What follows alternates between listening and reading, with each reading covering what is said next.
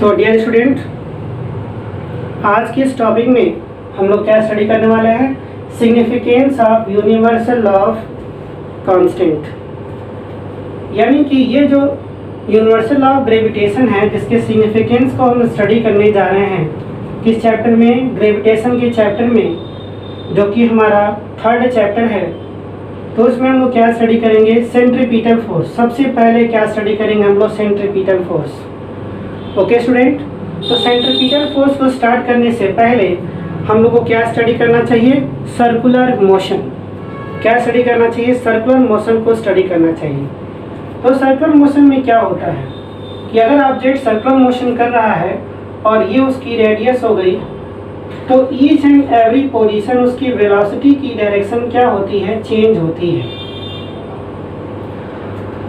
और dear students, आपको याद होगा, क्या याद होगा कि मैंने आपको बताया था 1st चैप्टर मोशन में कि जब भी किसी ऑब्जेक्ट में हम वेक्टर क्वांटिटी की बात करते हैं तो उसमें क्या होता है? मैग्नीट्यूड एंड डायरेक्शन होती है। किसकी हम बात करते हैं?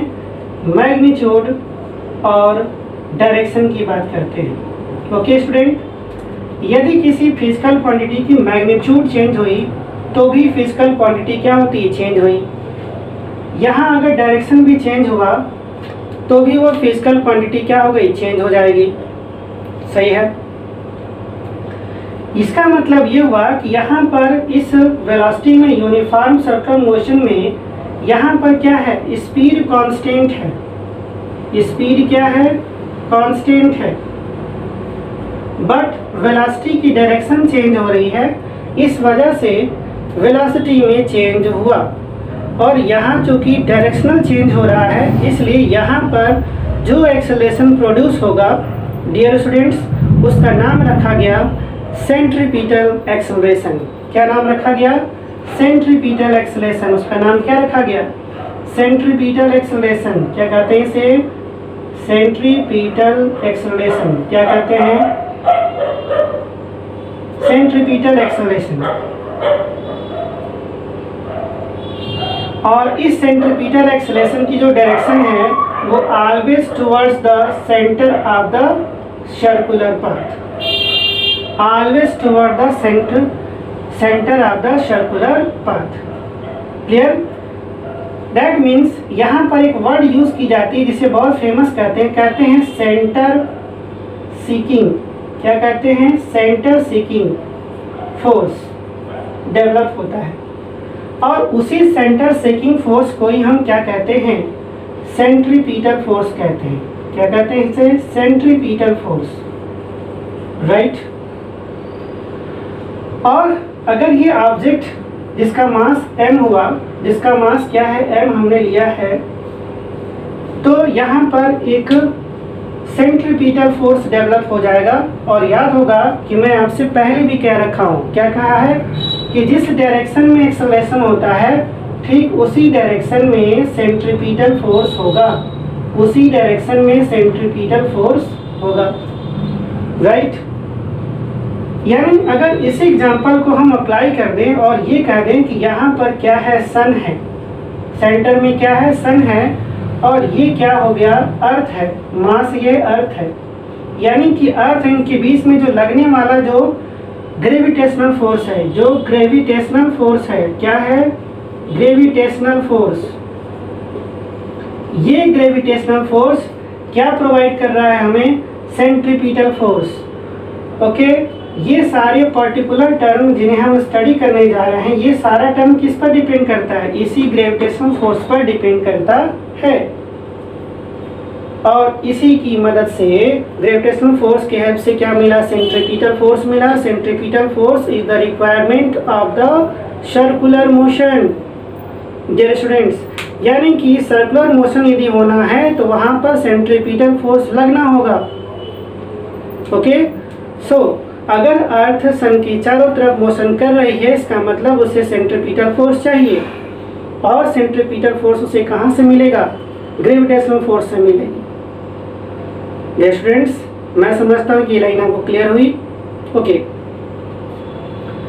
अब हम बात करते हैं किसकी? एटमॉस्फेयर की। किसकी बात कर ले? एटमॉस्फेयर। एटमॉस्फेयर की बात करते हैं। और एटमॉस्फेयर में क्या कंडीशन है कि अर्थ का ये जो एटमॉस्फेयर है, अर्थ के चारों तरफ भी क्या होता है, हम मान लेते हैं कि अर्थ के चारों तरफ का ये पार्ट क्या है, एटमॉस्फेयर है। ये पूरा पार्ट क्या है, ये हमारा क्या है, एटमॉस्फेयर है। और अर्थ के चारों तरफ का ये हमारा अर्थ हुआ, ये एटमॉस्फेयर हुआ।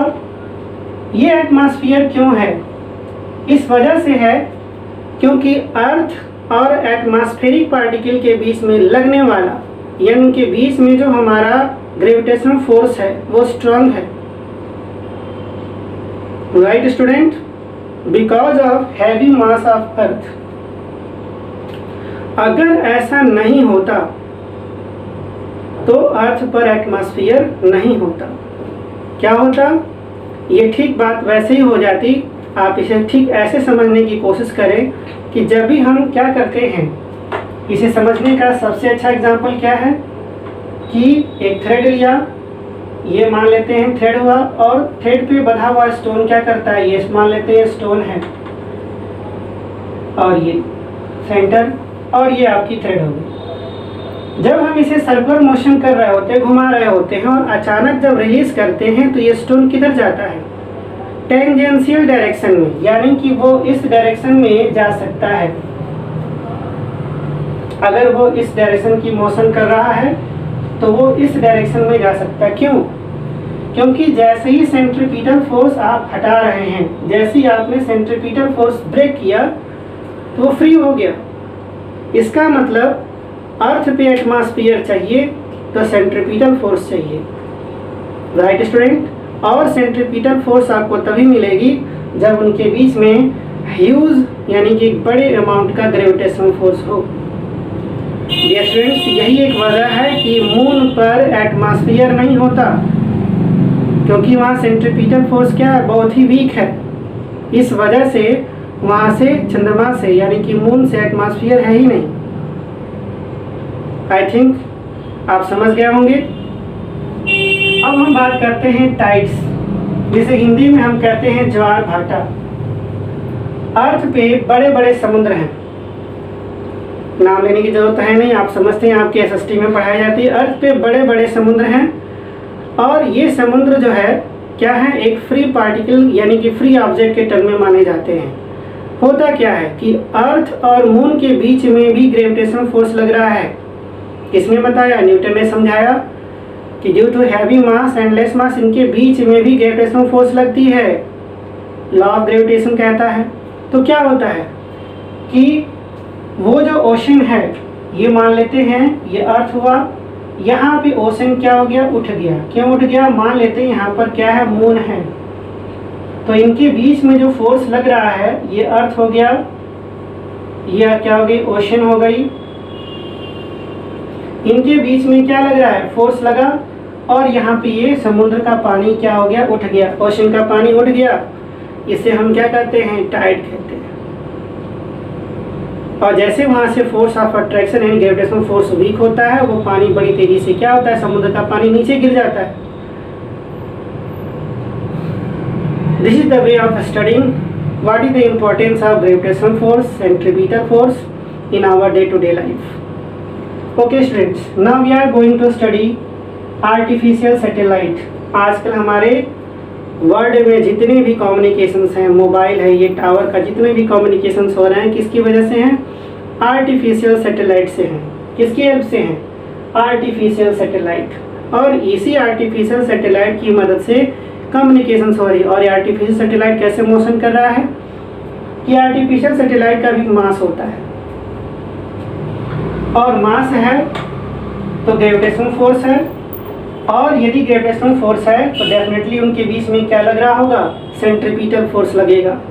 और यही सेंट्रीपिटल फोर्स उसे क्या प्रोवाइड करता है, सर्कुलर मोशन प्रोवाइड करता है डियर स्टूडेंट्स। और इसीलिए क्या करता है, ये सर्कुलर मोशन भी करता है।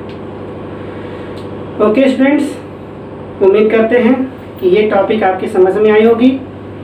और फिर से हमेशा की तरह मास्क पहने जब भी घर से बाहर निकलें, और सोशल डिस्टेंसिंग को फॉलो करें, और समय समय पे अपने हाथ को क्या करें, सैनिटाइज करें, और इस चैप्टर को स्टडी करें और एंजॉय करें।